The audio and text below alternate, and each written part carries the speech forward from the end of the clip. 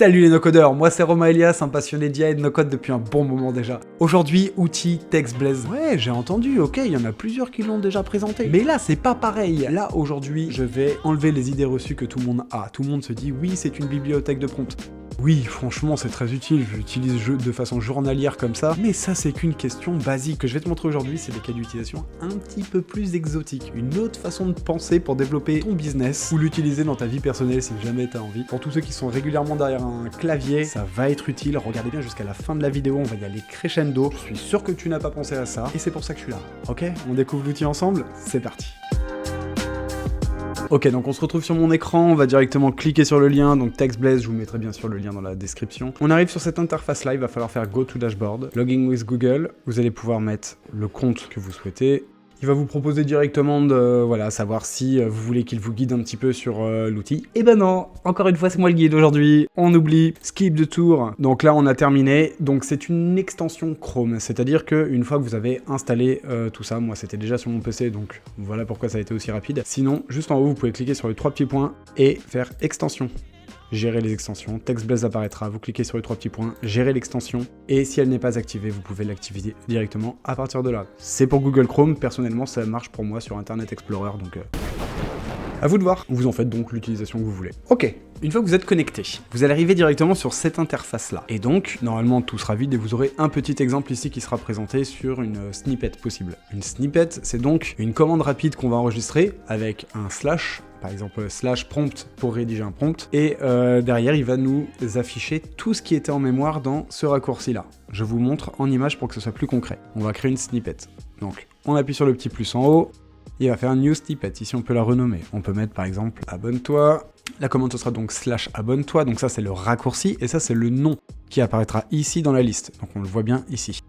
Et ensuite, la commande raccourci. Lorsque je taperai slash abonne-toi, peu importe où je suis, ça marche pas que sur ChatGPT, pour ceux qui croiraient ça, eh bien ça va afficher l'intégralité de ce que je vais coller ici. On fait un exemple.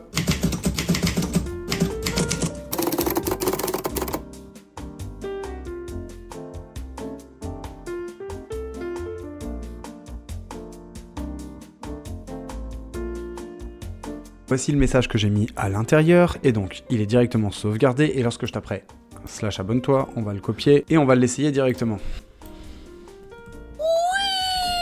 Donc je l'ai copié directement dans Google. Il m'a écrit tout plein de trucs que je peux pas lire parce que ce n'est que la barre de recherche Google. Mais on peut essayer sur autre chose. Si j'étais sur ChatGPT, que je tapais slash abonne-toi, la commande apparaîtrait directement. Donc ça c'est super et ça permet d'avoir des raccourcis pratiques. Donc aujourd'hui, là je vous ai simplement montré comment ça fonctionnait. On va regarder également les grilles tarifaires.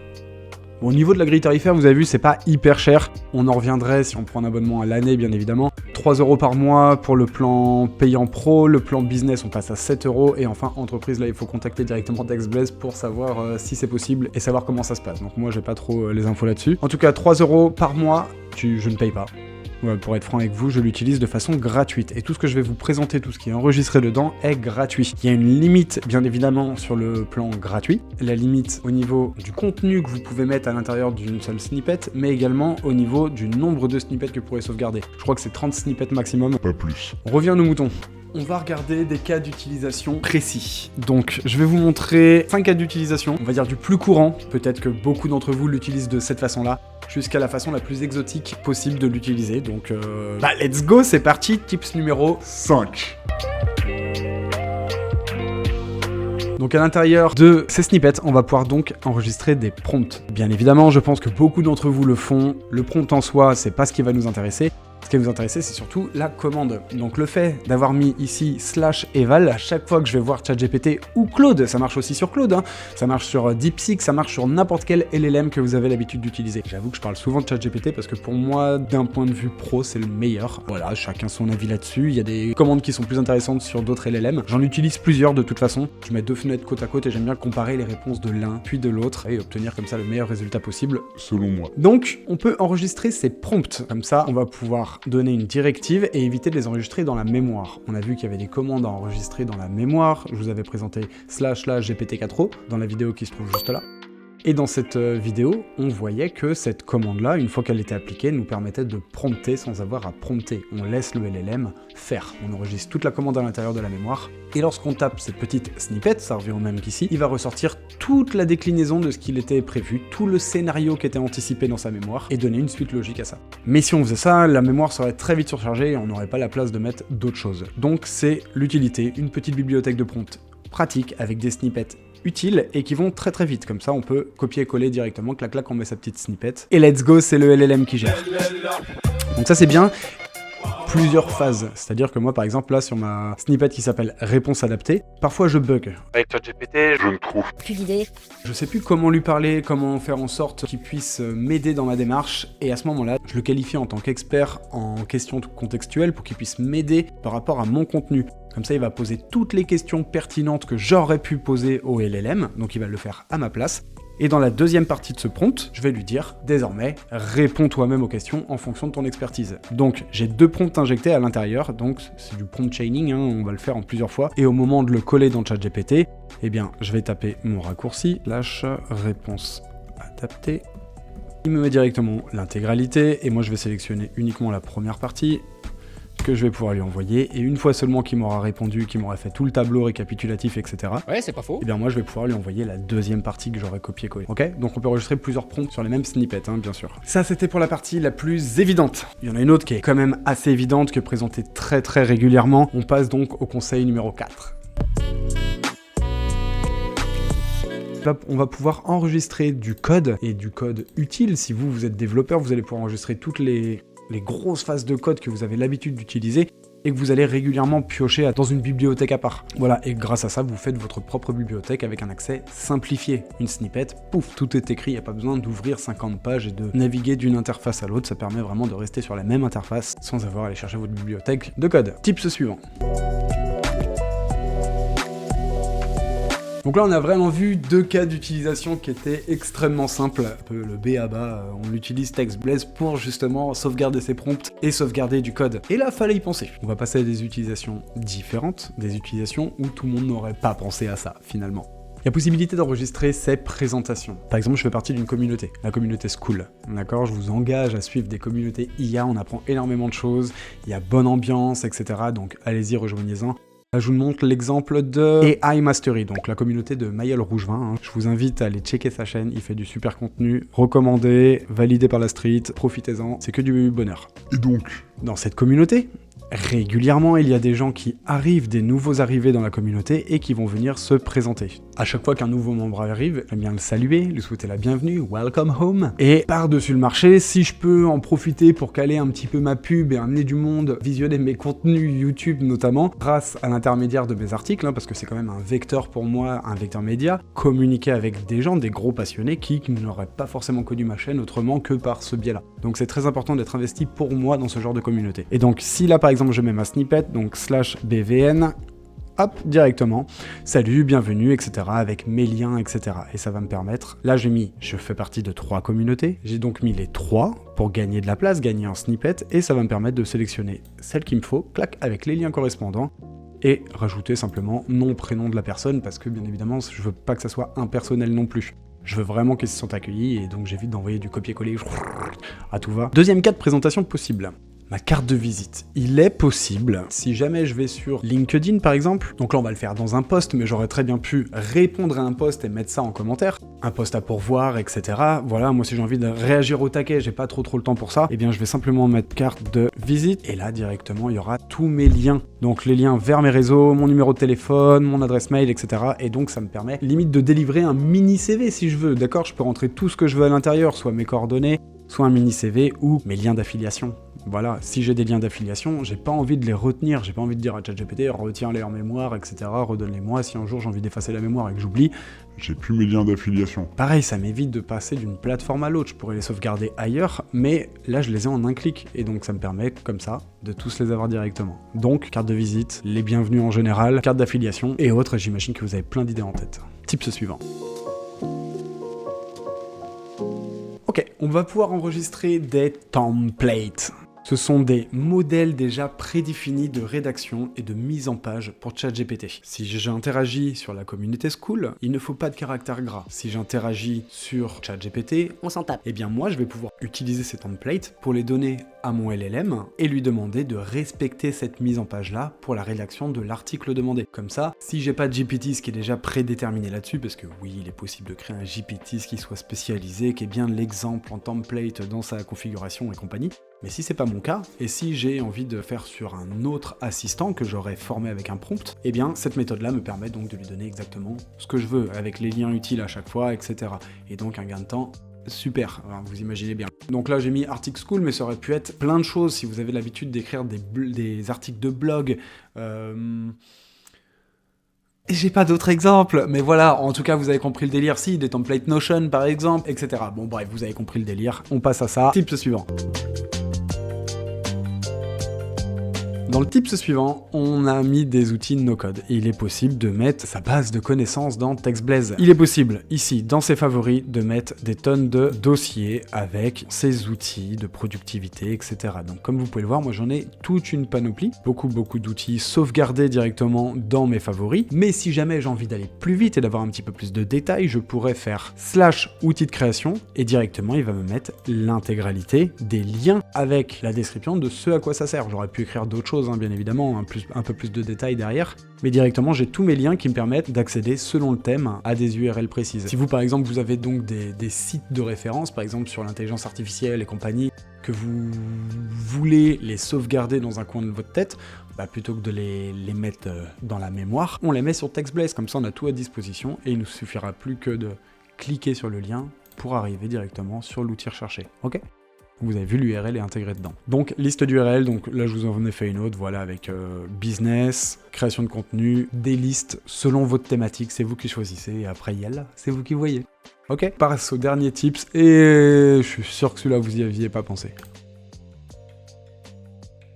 Ok, dans autres, ce sont des fiches techniques, par exemple, qu'on va pouvoir intégrer à l'intérieur, soit pour les redonner à son LLM, soit pour suivre une méthode précise, si on a des idées en tête. Et là, par exemple, j'ai pris un cas concret d'utilisation. Moi, parfois, il m'arrive d'utiliser des méthodes avancées pour faire des recherches sur Google, ainsi que sur Perplexity, pour vous créer de la data. D'ailleurs, j'en ai parlé dans cette vidéo-là, donc n'hésite pas à les checker. Et donc vu que je me rappelle pas forcément de toutes les commandes et que j'ai pas forcément l'envie d'aller à chaque fois sur ma base de connaissances pour aller checker comment on dit telle ou telle commande, eh bien moi j'ai l'intégralité qui est ici et comme ça j'ai juste à prendre, clac, copier, faire ma demande à Google et j'ai tout à disposition. Et comme on l'a vu tout à l'heure, il est possible d'écrire directement dans Google. On peut écrire dans Claude, dans tout ce que vous voulez. Ok, n'oubliez pas ça, ça ne marche pas que sur ChatGPT. Et enfin la dernière, et ça gros tips, attention. Quand certains vont me dire « Oui, c'est bien sympa, ta bibliothèque de prompt, mais à côté de ça, moi, rien que les snippets, j'arrive pas à les retenir. Donc, comment aller faire un raccourci si au final, je suis obligé d'aller sur TextBlaze pour regarder mon raccourci, j'aurais plus qu'à copier-coller le truc et voilà, pas besoin de mettre de raccourci. » Et bah ouais, et c'est là où j'interviens, les gars, fallait réfléchir autrement. On fait une liste de snippets. Là, par exemple, je suis sur Claude, si je lui mets /list, et l'intégralité de mes snippets, tous mes raccourcis et compagnie sont inscrits. Moi j'ai plus qu'à le réécrire derrière et puis comme ça j'accède directement à mon raccourci. Donc ne me dites pas que vous oubliez vos raccourcis, il vous suffit simplement de vous mettre un raccourci pour tous les avoir en tête. Simple, efficace et à votre service. Pour la suite on va le faire vite fait, facecam. Facecam. Ok. Depuis que très prochainement, 2e épisode de la série Bref. C'est cadeau, c'est pour toi, ça fait un petit moment que je travaille le truc. En plus, il y a mes sœurs qui sont intervenues sur la vidéo. Voilà, on met des acteurs en jeu maintenant, on est des malades dans nos têtes. Donc voilà, abonne-toi si tu veux pas louper la suite. C'est le premier épisode. Juste là au-dessus de ma tête, t'hésites pas à aller checker. Et sur ce, je te laisse à ta vidéo que t'as bien évidemment déjà liké et commenté. Évidemment, ok ? Allez, je te laisse. Je vais vous donner 2-3 petits tips en fin de vidéo, mais en attendant, dernière partie des cas d'utilisation où il faudrait mieux privilégier une autre méthode plutôt que d'utiliser TextBlaze et d'enlever des snippets. On a un nombre limité comme expliqué au départ, et de par ce fait, il vaut mieux économiser ces snippets. Donc quelques petits conseils en fin de vidéo, mais en attendant, regarde ça pour éviter de faire des conneries tout simplement. Donc première erreur, ne mets pas tes signatures mail à l'intérieur de TextBlaze. Tu as une fonction native à chaque boîte mail dans laquelle tu peux créer des règles, tu peux créer des signatures. l'intérieur, et donc tu les enregistres directement sur ta boîte mail, comme ça, tu n'occupes pas de snippets inutiles, ok? Ça c'était pour les mails. Ne l'utilise pas non plus pour tes descriptions YouTube, il y a possibilité d'enregistrer des templates prédéfinis à l'intérieur de YouTube que tu réutilises à chaque fois, et donc tu n'as pas besoin d'inscrire ça à l'intérieur de TextBlaze. Les descriptions YouTube, on oublie aussi, on passe à la suite. Ne confonds pas les prompts que tu vas mettre dans TextBlaze et les commandes prédéfinies dans la mémoire de ton chat GPT.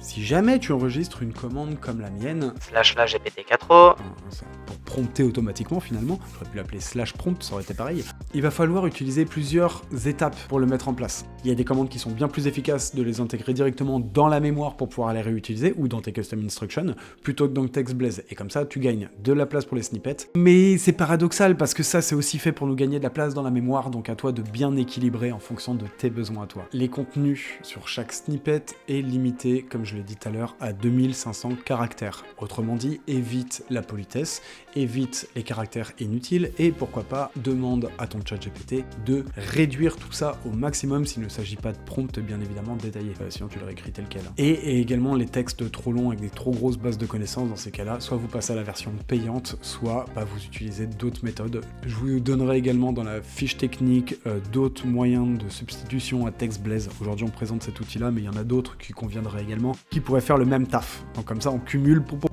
on a plusieurs raccourcis dans tous les sens. Bon, attention de ne pas se mêler les pinceaux, hein. Moi j'aime bien tout faire sur le même, comme ça au moins je ne m'embrouille pas. Et bien sûr, le cas le plus évident, évite de mettre des codes d'accès ou des mots de passe à l'intérieur de ton TextBlaze. On sait jamais. Jamais. Il suffit que tu te fasses pirater ton compte et on a accès à tous tes dossiers confidentiels, etc. Donc voilà, prémunis-toi un maximum. Autant j'ai mis des liens d'affiliation, autant je lui mettrai pas mes codes de connexion. Donc, bien évidemment, n'oublie pas que c'est un outil en ligne, gratuit, et qu'à tout moment, tu peux te faire péter. D'accord? Donc, on se prémunit de ça et on évite de mettre des mots de passe et compagnie à l'intérieur. Ah, et je sais pas si je l'ai dit, ça ne fait pas de QR code. Tu peux pas l'enregistrer à l'intérieur non plus, donc ça, t'oublies également. Et enfin, donc pour terminer, on va passer à la partie Tips en plus. J'en ai déjà dit quelques-uns plus ou moins au fur et à mesure de cette vidéo, mais là, je vais en rajouter un petit peu, je vais appuyer sur les conseils que je vous ai donnés et donc les mettre un peu plus en évidence pour que vous les compreniez bien, ok? Donc dernière... Oh putain! Oh putain. Oh la vache. Bon, on reprend.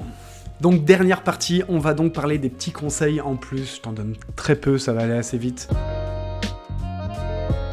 Crée des dossiers sur TextBlaze. Tout en haut à gauche, donc tu as possibilité d'appuyer sur le plus et donc pour créer une snippet, mais tu peux également créer sur le dossier. Et grâce à ça, tu vas créer un nouveau dossier que tu vas pouvoir renommer et ensuite écrire la description de ce qui se trouve à l'intérieur. Comme ça, tes snippets, tu les décales, tu les mets à l'intérieur et toi, t'es organisé dans ta tête. Et au moindre coup d'œil, pouf, tu comprends directement où tu vas et où tu as besoin d'aller piocher, ok? N'oublie pas de faire une liste de toutes tes snippets. Ça, c'était le tips numéro 1, donc tu l'oublies pas, tu fais une liste avec l'intégralité de tes snippets. Moi, ce que j'ai fait, c'est que j'ai fait un imprimé écran de mes snippets, j'ai partagé à ChatGPT, je lui ai réécrit tout, il m'a tout réécrit, je l'ai mis dedans, et hop, basta. Ça, c'est pas mal, profites-en. Et enfin, dernière chose, je ne l'utilise pas forcément, mais il y a possibilité d'utiliser des variables dynamiques. Je te mets des exemples dans la fiche technique, je voulais pas trop approfondir là-dessus, donc tire voir ça si ça t'interroge. C'est un peu plus technique, c'est pour ceux qui seraient un peu plus avancés, donc tu cliques dans le lien dans la base de connaissances, tu vas me récupérer tout ça, tu vas dans les vidéos YouTube, tu cliques sur celle qui a la même tête que sur YouTube,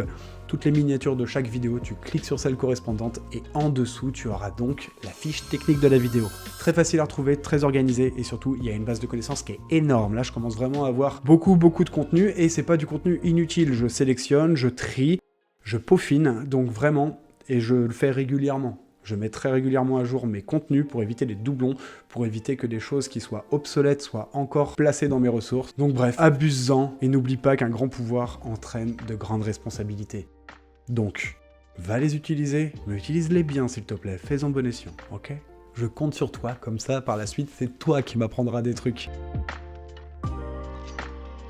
Ok les no-codeurs, c'est ainsi que se termine cette vidéo. J'imagine que t'as appris pas mal de trucs, que t'as déjà lâché un like parce que tu t'es dit elle était incroyable cette vidéo. Moi je croyais que j'utilisais TextBlaze comme il fallait, mais en fait j'avais pas assez fouillé. On avance très vite, on est déjà à 600 abonnés. On continue de faire grimper la chaîne et vivement les 1000 abonnés. Ça sera le premier palier, hein, même si mon objectif se situe bien plus haut que ça, tout en haut de la montagne. On verra si un jour on arrive à gravir l'Everest. En tout cas, tu t'abonnes à la chaîne si tu veux d'autres petits tips sur des outils no-code comme celui-ci, des outils IA, des tips et astuces pour ChatGPT ou d'autres LLM en général. Voilà, on se retrouve dans une prochaine vidéo, je compte sur toi. Si tu veux, tu peux cliquer sur cette vidéo-là, c'est la série Notion qu'on a développée il n'y a pas si longtemps que ça. Et là, il y a un autre outil no-code qui s'appelle Opus Clip. Ça a pas mal marché, je te laisse aller voir ça. On se retrouve dans la prochaine vidéo. Salut. Donc dernière... Oh putain. Oh putain.